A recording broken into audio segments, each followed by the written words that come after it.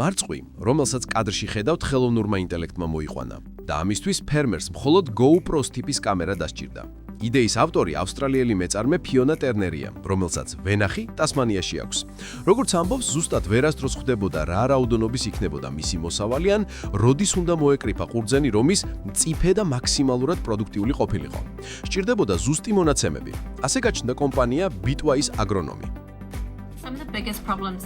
მე ფიონა ვარ Bitwise აგრონომიდან. ერთ-ერთი ყველაზე დიდი პრობლემა, რომელსაც ფერმერები აწყდებიან, არის ის, რომ მათ გამუდმებით თვალთახედვის არეში უნდა ჰქონდეთ ყველა მცენარე. მეურნეობა მრავალმხრივი და კომპლექსური საკითხია. სწორ დროს, სწორი სამუშაოს შესრულება ამცირებს დაავადებების რისკს და განსაზღვრავს თქვენი პროდუქტის ხარისხს, რაც ძალიან მნიშვნელოვანია.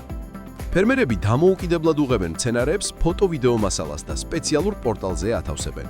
ვიზუალურ მასალას ხელოვნური ინტელექტი ამუშავებს. გაწერს განვითარების რა ეტაპზეა ნაყოფი, რამდენად ჯანსაღია, ყავს თუ არა მავნებლები, სჭირდება თუ არა დამატებითი კვება ან დაცვა.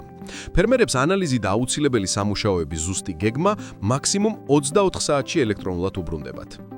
ჩვენ ვახორციელებთ მოსავლის ავტომატიზირებულ ანალიზს კომპიუტერული ხედვის გამოყენებით, რათა ფერმერებს მივაწოდოთ ოპერატიული ინფორმაცია მათი მოსავლის შესახებ.